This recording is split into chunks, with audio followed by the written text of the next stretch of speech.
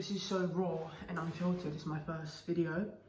I just really want to talk about the grief of enlightenment in your late 20s this time round. So if you're kind of like an introspective person, always on your journey of self-awareness, emotional intelligence, and doubling down on yourself and finding self-surety, I'm pretty sure you've kind of been in your own stages of enlightenment, your own stages of epiphanies and why does life work like this.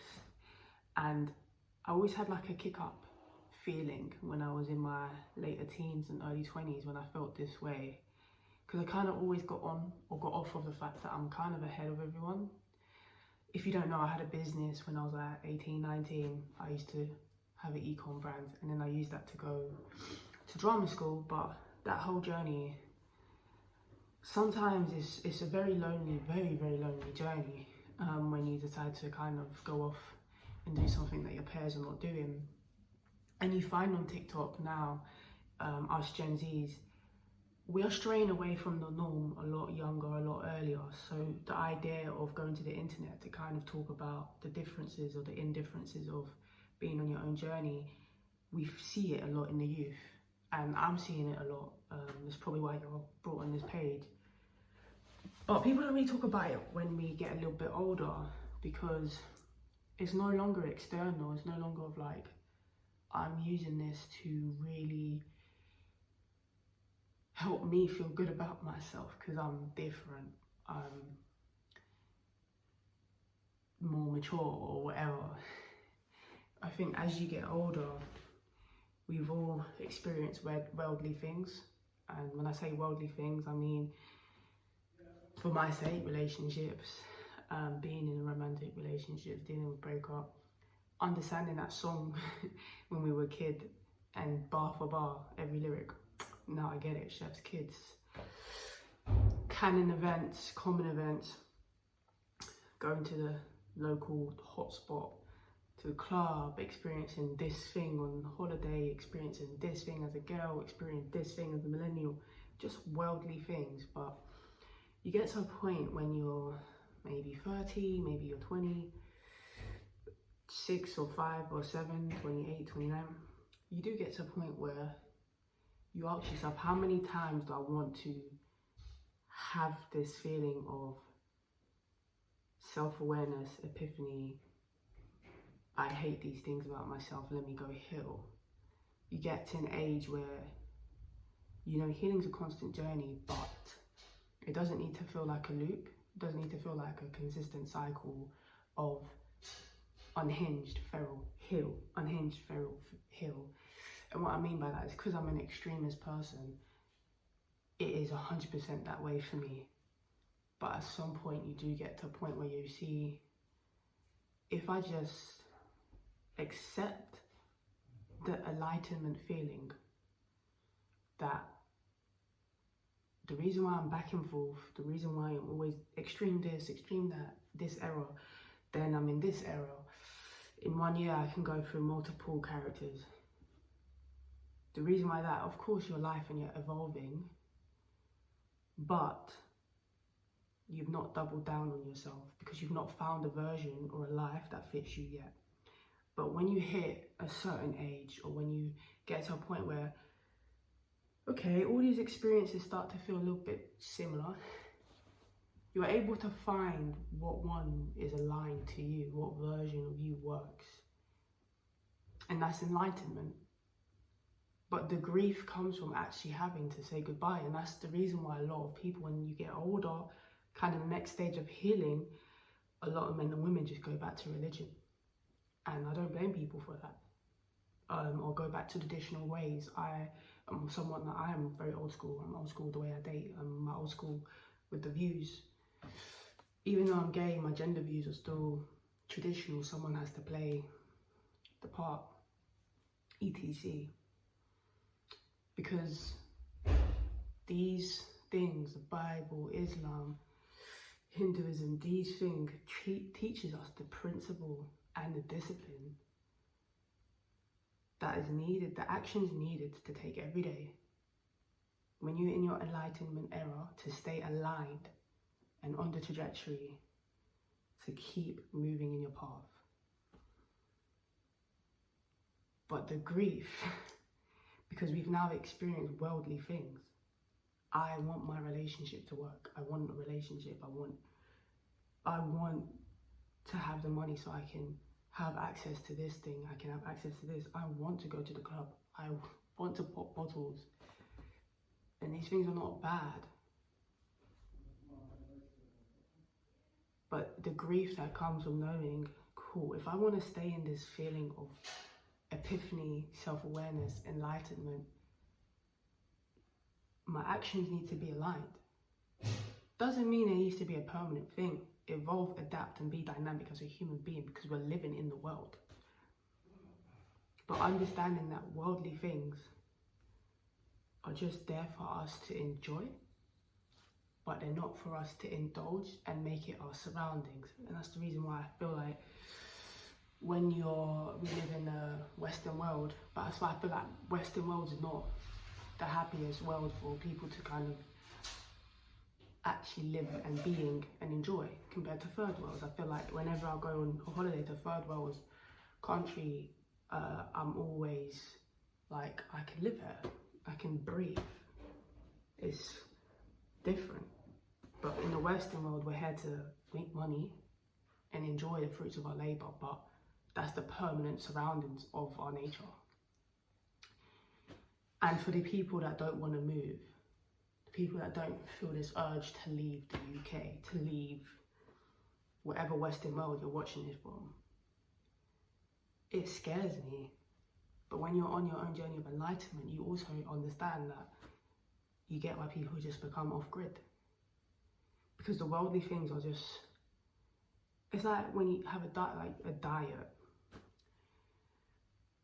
you're not supposed to indulge in fast food. You're not supposed to have it at this excess amount. But they're there, and you have to acknowledge these things that are there and appreciate it when they do. If I'm drunk, I will have my chicken nuggets. Free Palestine, though, boycott McDonald's. But it's not going to be my food choice. Home cooked food is the rich way. The night out for dinner is what you do to like show appreciation for someone. That's a worldly thing, but we use that to kind of access to worldly things. We use it to, what's the word? Express and enjoy ourselves. And I say it in another example. I only go to the club when I want to celebrate life, celebrate an achievement, or overall celebrate, the life of a friend or family. But clubs are always there, and there's events every Friday. I feel like when you are in the worldly things for too long and you're going out every Friday to hang out with your friends, but going to the club or going to an event, that's now, you're overindulging in worldly things. So when you're in your journey of alignment, you really do grieve not only that activity, but the friends and pairs that come with it. And I think when you hit a certain age, it gets really hard, because some of these people, it's not like they're doing an excessive amount. It's just, now it's a boundary. It's less and less. For some people, it's when, your friend gets married and has kids, their worldly changes. To going to the pub may not be a bad thing, but I guess if you're a married man, going to a pub and going out, doing worldly things just for the sake of it, don't make no sense no more. Everything needs to be aligned once you found your enlightenment. Do you know what I mean? I'm going to the club for why? Because you want to catch up with a friend, but you can catch up with a friend and go for a walk in the park. It's a lot of grief, and then you just feel like you're missing out on a lot of fun. And I used to think that way in my early 20s, but then you realise after your mid to late 20s, when you hit 30, you just have to double down at some point, because you don't want to keep being disciplined and then feral. You really want to give yourself the grace to not let your subconscious be confused. And when you have that moment, which is enlightenment to me, you have to give yourself at least a year or two doubling down and saying goodbye to a lot of things and giving yourself the space for the type of person you come. Once you give yourself that enlightenment. Enlightenment is not something you touch and say, oh, I'm enlightened, let me go back and be feral. I think in your 20s you can get the grace for doing it, but then you hit a point where you really say, no, things are making sense, and I think things should make sense for me forever. And then you go say goodbye to things that don't make sense, and that's a constant thing. It's a constant battle. You're choosing every day to say goodbye to something. The more you get exposed to worldly things, because you forget how much worldly things are worldly things. Like even just gossiping, FaceTime, gossiping. You realise, actually I don't care about this person. Let's keep that to a minimum. Also, let's not talk about that person when we're on call. I just don't want to hear about it. Wish them the best though. And it creeps up, and then you say, and then you're realising like, oh, it's not even out of gossip, it's just more of like, it would have been nice to actually know what they're up to, but at the same time, they're on their journey. I don't wish to clog my own brain with what's going on with others. Actually, I don't want to watch those types of films no more. I've doubled down on myself, and I'm sure I don't want to be surrounded by that. I don't want my brain to be thinking about these types of theories, not out of, what's the word? Not out of like discrimination, but you get to a point where you want to double down on yourself. You're like, you know what, like my brain doesn't need to think about it. I've learned so much. I'm enlightened with where I'm at. I've doubled down on my principle, my choices, my values. I don't need to be surrounded by different forms of media in order to grow.